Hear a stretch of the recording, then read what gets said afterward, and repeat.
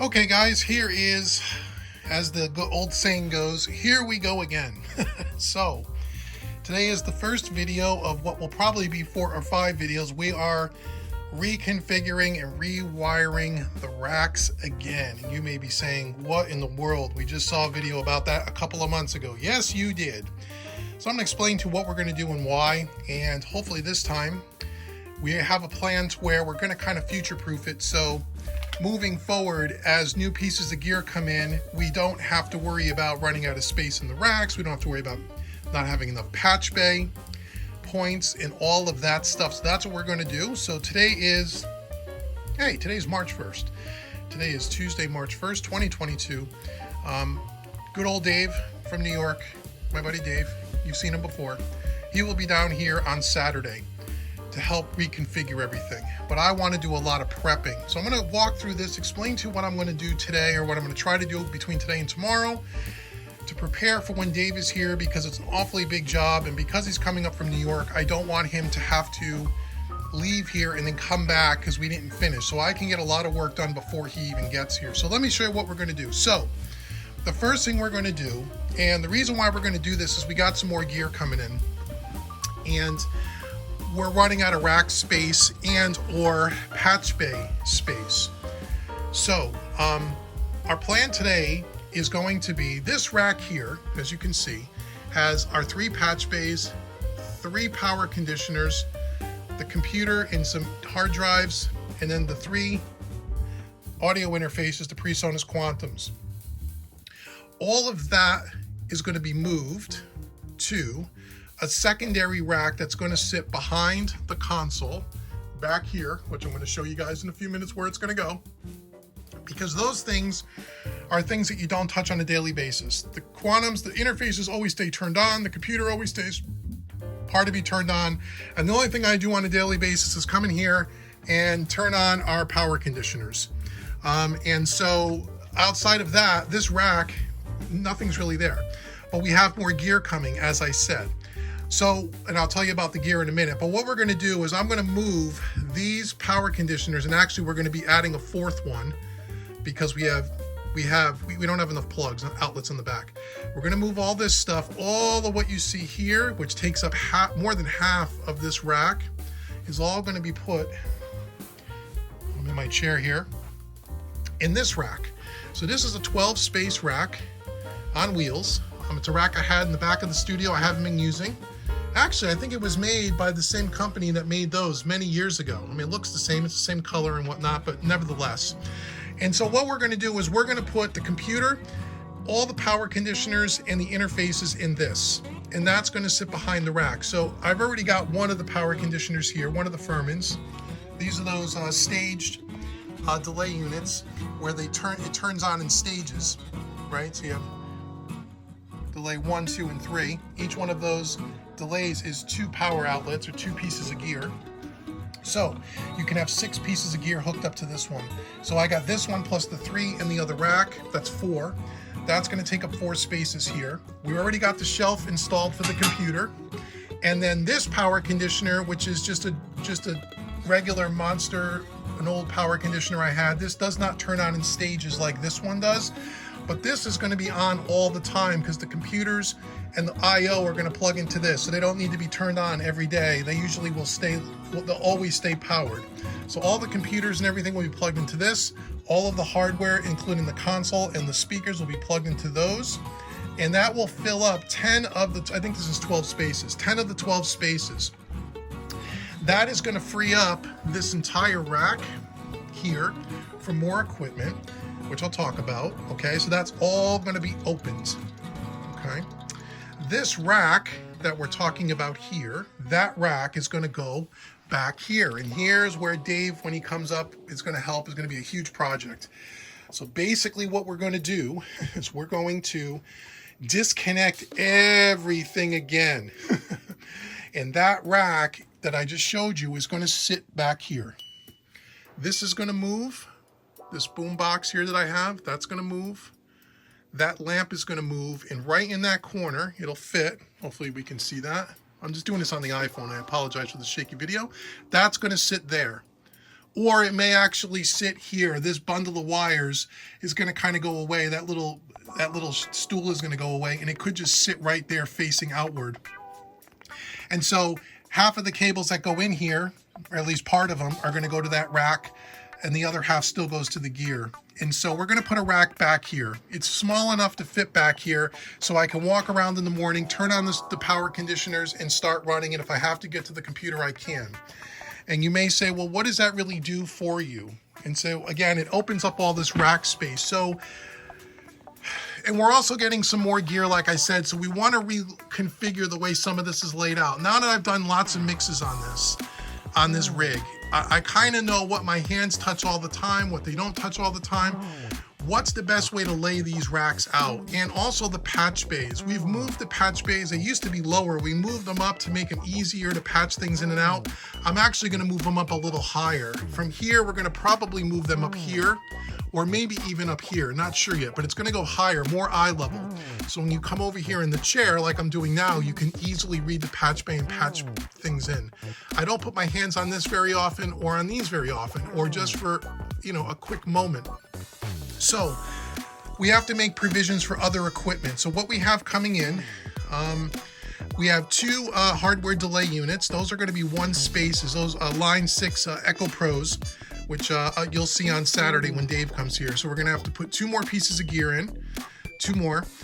We also got another 500 rack, and I want to talk about that. So one of the things that you might have seen on the channel, if you haven't seen it, you can check all the videos in the archive, is I've done some plug-in shootouts against these SSL Dynamics, these 4.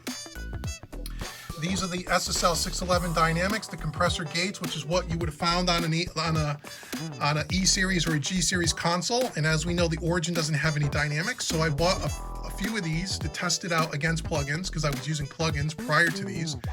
And in almost every case, I like these much more. And so the goal is, and part of this project, and one of the reasons why we're doing it the way we're going to do it, is because I want to kind of future-proof it. Meaning that I want to say, well, what am I going to do over the next year, or maybe even 2, with gear? And I want to have it so there's enough open spaces and there's enough patch bay that if a new piece of gear comes in, we rack it up, it's already pre-wired to the patch bay, and we could just plug and go. We don't have to rearrange everything. So we have another 500 rack. Eventually, we're going to have 32 of these.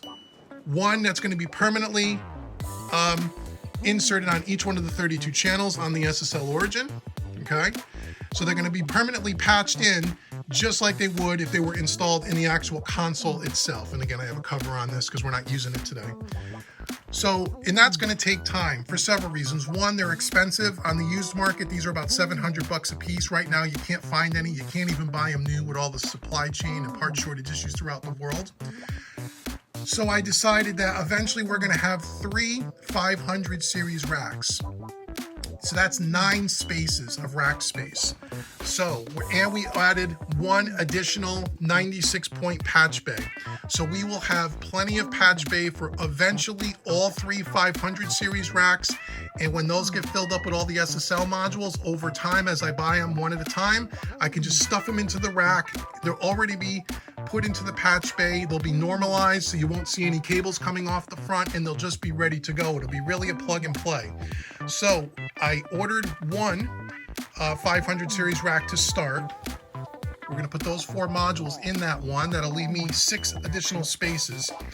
And I want to make provisions for the next 2 500 racks. So what does that mean? I need 9 spaces. So that's going to be 1, 2, 3, 4, 5, 6. And this is 3 spaces down here, 9. So those 3 500 racks will take up this whole section here, which is one of the reasons why this is moving to that secondary rack. That will be 3 500 series racks, okay? On the bottom, underneath, we'll be able to add additional gear as necessary. We have a couple of, aside from the delay units, we also have possibly 2 more 1176s coming in from audio-scape to test out. So I'm going to need 4 spaces for that. So I'm going to leave below where the 500 series racks are going to go. Those last 4 or 5 spaces are going to be open for future expansion, demo units that come in, those kinds of things. already pre-patched into another patch bay. So we're gonna have 4 Switchcraft patch bays. I bought another 96 points. We have 2 96s and 2 64 points. And we'll walk through all of that in a separate video. This will all be detailed over 5 or 6 videos. I'm just giving you kind of an overview in this video. So that will take up that'll take up that rack here. We're gonna talk about this on Saturday. Dave and I are gonna talk how I want to lay this out, but I'm thinking that we have 4 empty spaces down here. All the West Audio stuff is going to move down to the bottom because this is all digitally controlled with a plug-in, which means I don't need to put my hands on it physically, so I can move those to the bottom. This 500 rack, once I take those 4 modules out and put those into the new one, that leaves 4 open spaces. And I purchased a Neve, an AMS Neve reverb, RMX16 I think it is, reverb, which takes up 3 of the 4 spaces, another digital reverb unit. So that's going to be filled in right there, and that'll leave me 1 empty slot. That's going to kind of go down as well.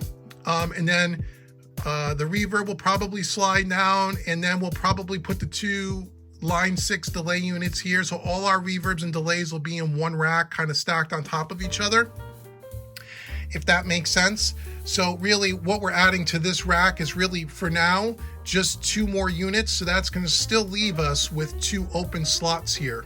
So after we get the 2 delay units in here and just push everything down, we're still going to have 2 more open spaces towards the top. Again, for maybe future expansion, not really sure. We'll see. So that's what's going to happen on this side. I don't know the order in which everything's going to go. Dave and I are going to talk through that and film it all for you, but that's kind of the plan. Up here in these racks, we already have 2 1176s. What we're thinking is if we get 2 more from audio-scape, instead of putting them down here, we could put them right up next to here. We can make this whole rack on both sides, make this the 1176 home. That means the AFXs and the distressors, those can move down here, possibly. Or actually what will happen is the patch bays are going away. The patch bays are going to probably move up here. And so we're going to do that. And then we think we're going to leave the LA2A and the stay level, or the comp, the opto compressor by audio-scape and the V comp by audio-scape. Those are probably going to stay there. And if you can believe this, I have another one of these racks, a 4 space, that we think we're going to put 1 more level up. So we have even some more expansion. I have a rack already. It's just sitting in the back of the studio. It's the same as these 2. It's the same company. It's the same color. We're going to bolt all of them together from the back so they can't be moved or tipped over. And then when the one on top will be more eye level when you're standing up, which is cool for future expansion. So that is in a nutshell what we're going to do. Again, you're going to see all of the detail over the next several videos. But what this will allow me to do is, because we've already rewired this rack, this will be now I think the 3rd or 4th time, because we keep expanding, and every time we expand we have to jigger things all over the place, which is an entire day or day and a half's worth of work. So what we want to do this time is I want to future-proof it. Another patch bay, which half of it won't even be used right now, another 500 rack, provisions for the other 2 500 racks, so eventually we'll have 32 of those SSL Dynamics, but it could take 2 years to get there. And then still have open space that if another piece of gear comes in, we could just pop it in the rack. It'll already be, the patch bays will already be wired. We just plug everything into the back of the units and then we could start going. And that will do it. Then we won't have to we shouldn't have to take this thing apart again. We really shouldn't have to. So that's what we're going to do. I wanted to get another one of these another floor unit, but in this room there just isn't enough room. We have to go up. As much as I don't want to, but we can. It's still going to be safe, but I just don't have the floor space to put another rack in here comfortably. You wouldn't be able to walk behind the rack. So the project for today is to really get all of this from the power conditioners down. All of this comes out, everything's got to be disconnected, all the cables. As I disconnect them, I need to make sure that they're labeled, which I believe they are. Everything's labeled with my gaffer's tape, so I know exactly where they plug back in. And they're all going to go into this rack. And then that rack after I disconnect everything, and we're going to disconnect all the wires because again, all these cables have to be disconnected. Everything has got to be moved and disconnected and pulled out of here so I can get that secondary rack back here and then rewire up the computer and the quantums, so at least I have that section of it done. And then when Dave comes in on Saturday, this will already be disconnected, and then he's just going to help me with the thought process of how we lay out all the equipment with all the new equipment that we have, and getting it all patch bayed up, relabeling the patch bay and redoing all of it. So we will have, when it's all said and done, plenty of hardware compressors, plenty of reverbs and delays, all hardware. Eventually we'll have, again, 32 of these. Eventually, it's going to take a long time to get them, but again, I already have one of these racks coming. It's only going to have the first 4 in there, which is going to give me 6 open spaces to populate 6 more over time. But I'm going to leave enough space in the rack open, so once I fill it with more of these, if I can get them at one point, I can just buy another 500 rack, slap it into the rack, and start plugging more modules in.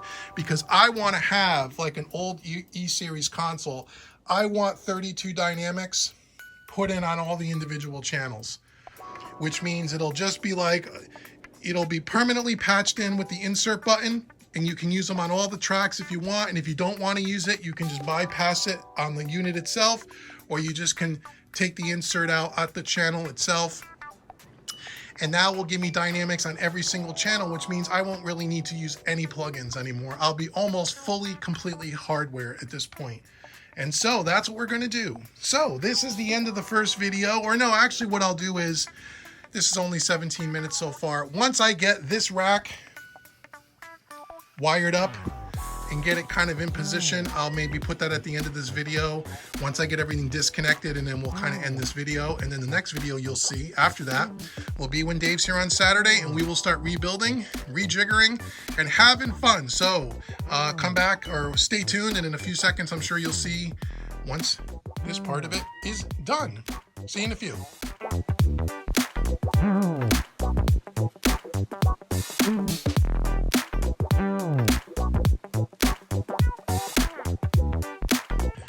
Okay guys, so here is the final product here. Now, I'll just say that it's been at least a few weeks since the beginning of the video, which you just saw, the first part, the before.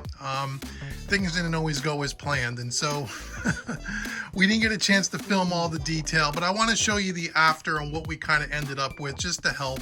And then I'll do some follow-up videos on specific pieces of gear. So I'm in the middle of working on a brand new mix, brand new album project for a client, which you guys will be hearing about soon, which is really cool. So let me just take you through and kind of show you where we ended up. So you saw the before, how we had everything in the 2 racks, and we moved everything computer-wise and stuff to a separate rack.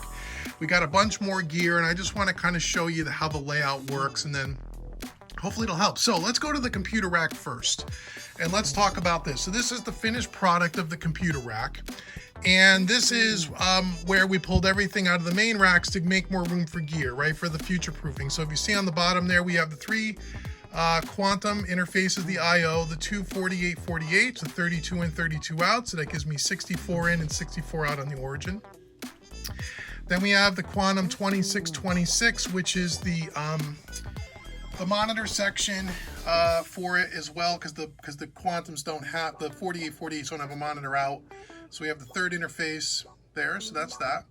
Then we have a blank space, and then we have 4 Furman power conditioners. These are the ones that turn on in stages. They have 3 different stages to turn on the gear sequentially, and that's the way it works. So the 4th one, the bottom one, is the last one I turn on every day, and that's what has the speakers are the last thing that gets turned on, and the SSL prior to that, and then it goes back through all the hardware. So that's that. People have asked me what the model number is, so I'm just going to show this to you. It is called the M8S, which is the model number of those Furmans, and there are 4 of them. And every one of those has 6 plugs on it, 6 that are switchable. So you have delay 1 and 2, 1, 2, and 3. So you have 2 pieces of gear on delay on the first one, 2 on the second, 2 on the third. That's how those work.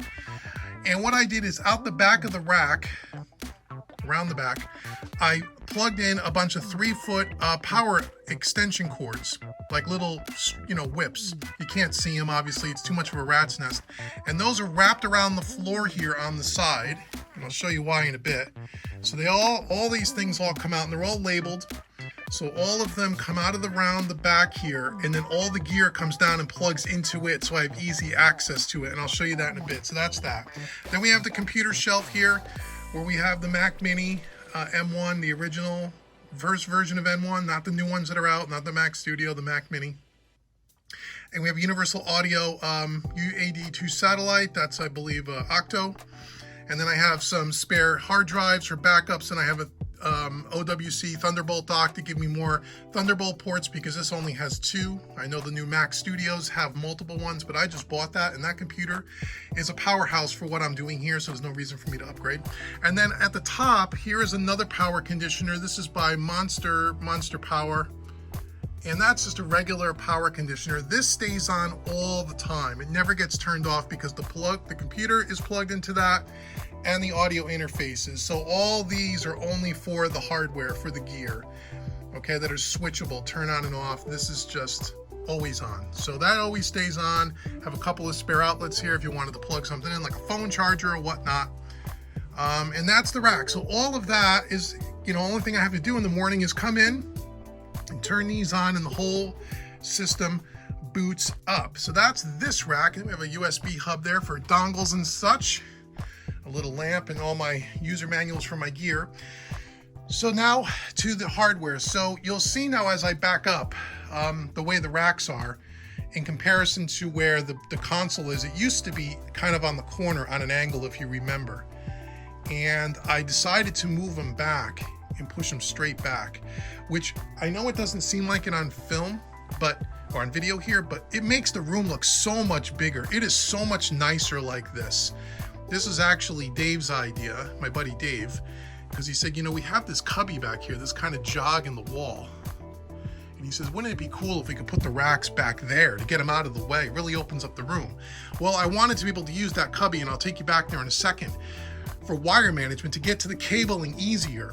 But I didn't want to be too far away from the sweet spot. So just by moving the racks from the corner of the console to here, which is about, 3 feet, it made the room feel so much bigger. Anyhow, before we get to the racks here, so the cabling now that's coming out of the console, out of the SSL, it used to be a much bigger bundle, and now it's a lot smaller because this is only going to the hardware. There's another bundle that goes back here, can't really see it, that goes down to the back of the racks. You have some messy cables back there, but there's no way to really around it. So this all comes nice and cable tied all the way to the hardware. Now the reason why we have 3 cables here that were a little too short. One of the problems that we ran into when we decided to move the racks is I had to buy, we had a bunch, when the racks were over here,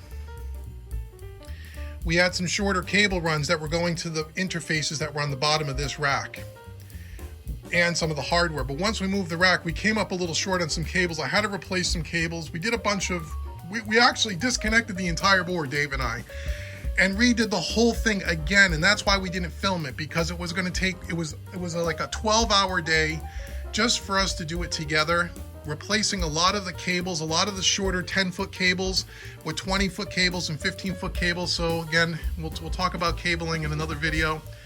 So I didn't film it because it was just going to take too long. I didn't want to bother with cameras and video and all that crap. So we just decided we were going to work hard on it and get it done. So we did. What we found out though is when we moved everything over here, we came up a little short on a couple of the cables, and that's why they're hanging like this. These have to be replaced. These are 15-footers. They got to be really replaced with 20-footers. And then everything lays flat on the ground and is all cable tied. Now the reason why, you can see this, but it doesn't look terrible. The reason why I didn't get long enough cables to route it around the back of this, you might be asking, is because there is already a ton of cables back here. This would have just made so many cables behind that computer rack. If you ever had to get to anything, it would have been a nightmare because of the amount of cabling. So for me, this is not a big deal. When they're all laying flat on the ground, if you have to get around, all I have to do is turn these on. Other than that, I never really have to go back here. But if you do, it's not in the way. I mean, it's not a big deal. So it doesn't look the greatest. When you're standing back here, you can see it. But you know what? It's okay. Maybe there's a better way to do this in the future, but again, with all the cable length. So anyway, I have to replace those three 15-footers with 20-footers, and everything will lay nice and flat on the ground, along with all the power cords. So let me take you behind the rack and show you the cable management. So here's all the power cords coming from the hardware, with all extensions on them, all the tape. They're all labeled, so I know what piece of gear they go to, and they're kind of somewhat neat. I got to do a little bit better job, maybe cable tying that a little bit better. So it's just a bundle of power cords, again, coming out around the rack, so I can easily disconnect and connect things as possible if needed, so I don't have to ever go back here and pull the rack out and get behind all the, it's a nightmare, as anyone knows that's ever done this before. So let me take you back here. If I take you back here, so here's the little cubbies, and this all floor space here is open for us to get to the back of the rack. Let me see, it may be a little difficult because we're pretty close, but we did a really good job cable managing, the best you can do. So all the gear is here. Okay, here's all our patch bays now. All the patch bays are labeled. And again, all that bundle of wires is all coming up here to the patch bays. So everything is labeled. All the power cables that we were talking about, again, sorry for the shaky video with the iPhone, all come down into this wire manager. I know you can't see it very well. Runs down, out along the floor, and then everything kind of plugs in. And again, I know that's not the neatest looking thing in the world, but it's functional and it does work. And again, I don't have clients here. I work here by myself, so it's not that big of a deal.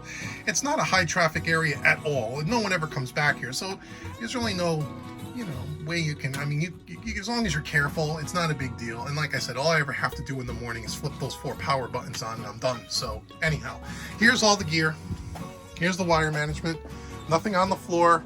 Everything is about as cable tied and as managed as we can get, stress relieved and everything with all the stuff. And you can go back and watch some of the other videos where you saw us put in and install these wire cable management. And we put a bunch of rack rails. We installed a bunch of rack rails on these racks, and we put these cable managers in here, and we routed all the cables. Tried to keep the power cables away from the signal cables as much as possible. And so it worked out pretty good. So when you're looking at all this stuff back here, it's not that bad. It's all wide open. That's an HDMI cable that goes to my DVD player. So you have easy access to get back here and unplug and plug gear in as you need to. Not a big deal. Easy access to the computer, to all the power conditioners. Now here's the racks. And so I'm not going to spend a lot of time talking about each piece of gear and why. I'm going to walk you through the gear. What's some of the new addition. Again, if you watched the first half of this video, obviously we talked about future-proofing the racks, expansion.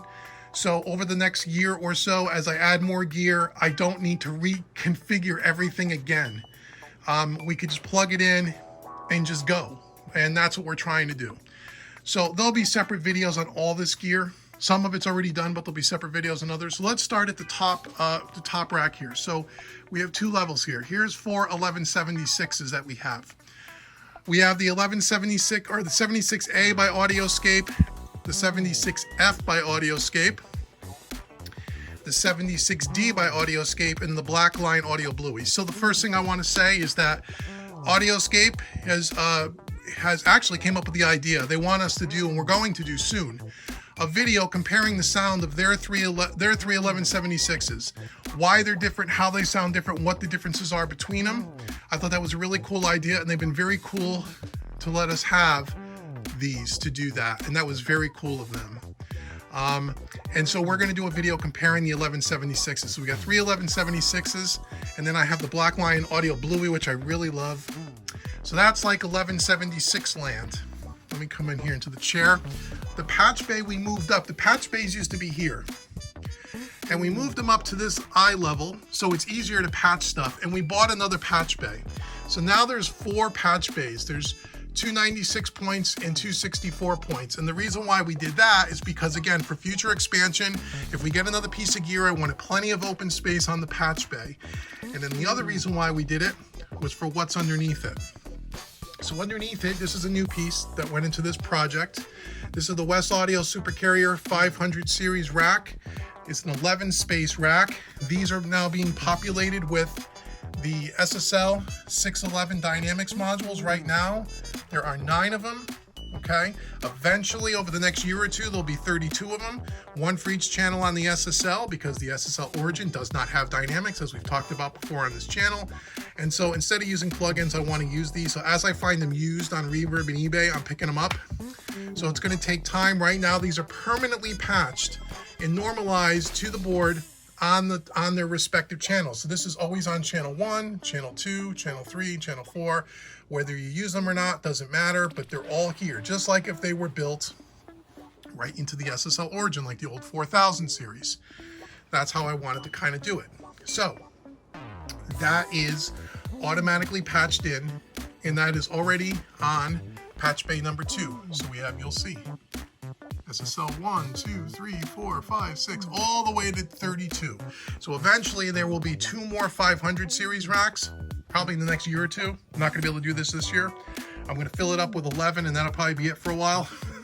But there'll be 3 500 series racks. One will go here. We have room, and the other rack I'll show you in a minute for the second and the third one, because that's the first thing that's new to this. That was one of the reasons I wanted to just be able to plug these in and play. These are already pre-wired to the patch bay. So when I get a new module, I stuff it in and we're ready to go. Underneath that is our second 500 series rack, which we've had. We got the West Audio Dione, the West Audio RIA, the VA3As by audio-scape.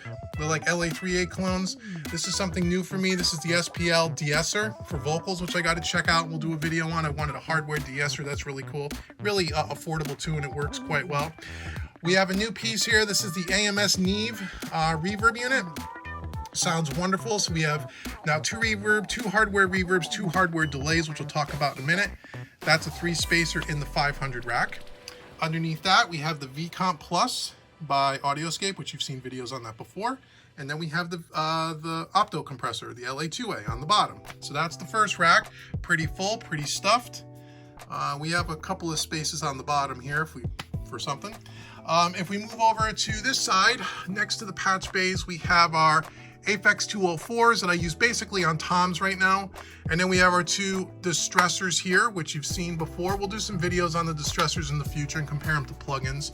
Then we have the SSL Fusion here, which I've done a couple of videos on already. You've seen that. Then we have the ART Trans Y kind of FET style stereo bus compressor. I use this on background vocals. Then we have 2 new pieces again that was part of this project. These are our 2 delay units, hardware delay units. These are the Line 6 Echo Pros. They don't make these anymore. You got to find them on Reverb or eBay. I got 2 really good deals on them, and they're like brand new. One of them actually came with the original box and the original manual, which is not really common. So basically I've set up as a quarter note delay, eighth note delay. I'm still learning how to use these. These things can do a lot, but they sound great. It sounds really good. Then underneath that, we have the audio-scape reverb, the spring reverb unit. You've seen a video on that. Then we have this is a new piece too, and I'm not really sure whether I'm going to keep this or not. I just bought this from Sweetwater. I wanted to try it out. It's Transient Designer by SPL. I have this patched into kick, snare, and toms, or kick, snare, and overheads. And I kind of like it. Not sure how much I like it. It's cool. It is really cool, but I don't know. I'm up in the air. I got a few more weeks to play with it before I decide whether I'm going to keep it or not. So anyhow, that's the SPL Transient Designer, which is really great. Then we have a bunch of 4 open spaces here. That will be for another 500 series rack, as I talked about. Once that gets full next year and we buy another one of those, all of this will shift down a couple of spaces, and the next 500 rack will probably go right there. So we'll have 11 and 11 SSL dynamics. Okay, and then that's this particular rack, and that's all the gear. I mean, that's all. That's a ton of gear. And so we got a lot of equipment now, which is great. And as I'm working on this new album project, I'm finding it real fun to be able to experiment with different compressors and stuff. The only thing that I'm really missing here is I don't have any real hardware EQs. And so I consider maybe getting a couple of audio-scape Pultecs at one point, but I really think I'd like to get a stereo EQ for like my drum bus. We have a stereo EQ, the Violet EQ on the Fusion, which is kind of lows and highs, kind of a shelving. It is a shelving EQ. I'd like to get like a 4-band parametric. I'm looking at maybe possibly the API. I think it's the 5500, which I hear is really good. API is really known for punch and just big and bold for something like a drum bus. That might be really cool to pair up with the West Audio NG bus compressor. How can I forget that? That's kind of permanently patched on my drum bus, although with the patch bay you can patch it around anywhere you want, but that's where I kind of leave it. If I get a nice stereo bus EQ on the drums, that might be really cool to give me like a little bit of grit and just be able to carve out the drums a little bit better. I think I might want to try that. I was kind of thinking the transient designer would give me that extra punch that I wanted from like kick, snare, toms, and it kind of does, but I'm thinking maybe the EQ might be a better solution. I don't know, but that's the only other piece, at least for now, that I think I'd like to add. Outside of that, the only other things, again, over time that I'll pick up are these, because these really sound great. I've done videos on these. These really sound great on every single channel, just kind of doing a little tiny bit of compression. The gates are really cool. So as I find them used, you know, brand new, they're about 1,100 bucks. Used, I'm finding them for about $750. So as I see one used in good shape, I just pick it up and pop it in. And like I said, I got 2 more left that I'll probably fill up this year. And then maybe, unless I get some really good deals, then I'll have to buy another 500 rack and slap it in here. But then I just push everything down, as I mentioned. Those spaces go to the top and another 500 rack will go there. I need 3 of those to populate 32 channels. And again, it'll just take time. So that was our thought. Our thought was we still have some room for one more 500 rack and maybe, like I said, a 1-bass stereo bus EQ. I also have another one of these racks, same exact rack here, another 8 space, that I could put one more level up if I really, really wanted to. That would give me 8 more spaces. I don't think we're gonna need to do that, at least not in the near future. I do have some room here if I wanted to put another rack, but I probably don't want to do that. That's for my turntable DVD player. And then I hung all my patch cables for the patch bay here on this little trusty little rack here. So that is the setup. That's kind of the after. So you'll see what we did at the beginning of the video. This is where we kind of ended up with. I'm really enjoying it so far. It's working really well. All the gear works really, really great. Loving the line 6s sound really awesome. The Neve sounds awesome. So now we have 4 effects on the board. Two reverbs, 2 delays. We got everything going to get our 4 stereo returns. The audio-scape reverb, the Neve reverb, delay 1, delay 2, which is really great. So that sounds good. So this mix I'm working on now, there's almost no plugins in it. It's almost all hardware now, which is really great. So anyway, I hope you found this video helpful. Let me know if you have any questions. Please like, share, and subscribe. And then we'll do other videos where we go through all the different pieces of gear and stuff in a little bit more in depth. And thank you so much for watching Mixing Music Analog. Hope you guys have a great day. I appreciate you watching. Take care.